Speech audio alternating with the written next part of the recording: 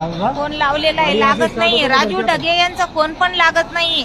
In-charge म्हणून काम बघतात ते या ठिकाणी. मग कुठे गेलेले आहेत ते? काय त्यांना फोन करा, त्यांची तक्रार केली पाहिजे. मुली पण आहेत या ठिकाणी कॉलेजच्या. काही मुली किती 3-3, 4-4 तासापासून कधी पोहोचायचं? 2-2:30 वाजतील ना पोहोचायला.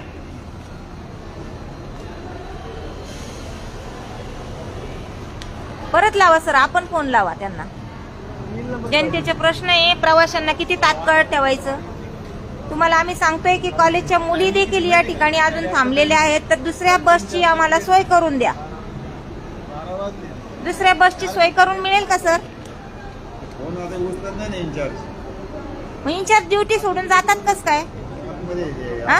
बोलवा. कुठे आतमध्ये कुठे गेलेले आहेत ते? तिथं नाहीये, तिथं जाऊन आलो. तुम्ही तर आधी आम्हाला कुठं कुठे फिरवणार आहे सर? तुम्ही फोन लावा बरं, बोलून घ्या त्यांना.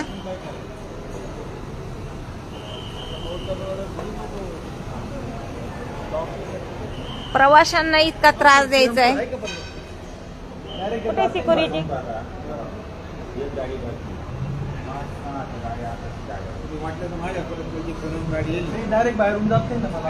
हा, आले ते सिक्युरिटी. ते ढगे कुठे गेले? ढगे इन्चार्ज ढगे, राजू ढगे कोण आहे? ओ सर, यांना सांगा आधी. ढगे कुठे गेलेले? फोन उचलत नाहीये इन्चार्ज. आणि लवकर बोलवा त्यांना.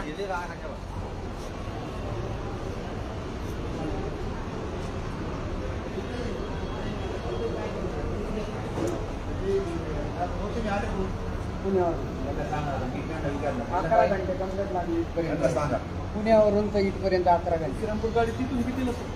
नाही, तो किती घंटे झाले काय तो विषय वेगळा आहे. आम्ही त्यांना किती वेळ सांगतोय, आम्हाला दुसऱ्या बसची सोय करून द्या. मुली पण आहे, महिला आहेत. आता 12 वाजलेले आहेत. दुसऱ्या बसची सोय करून द्या असं सांगितलंय ना आम्ही त्यांना. आणि इन्चार्ज पण इथं जागेवर नाहीये. इन्चार्ज पण जागेवर नाहीये ना या ठिकाणी. आम्ही आता आहोत तारकपूर बस स्टँडवर, अहिल्यानगर. त्या डगेंचा अनाउन्समेंट करा सर तुम्हीच.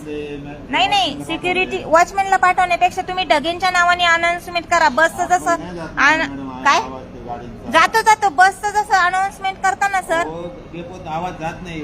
पण करा ना तुम्ही एकदा. तुम्ही ढगेंचं अनाउन्समेंट करा, कुठे आहेत ते? फोन उचलत नाहीये. पण अनाउन्समेंट करा तुम्ही, अनाउन्स करा ना, मग ते येतील ना.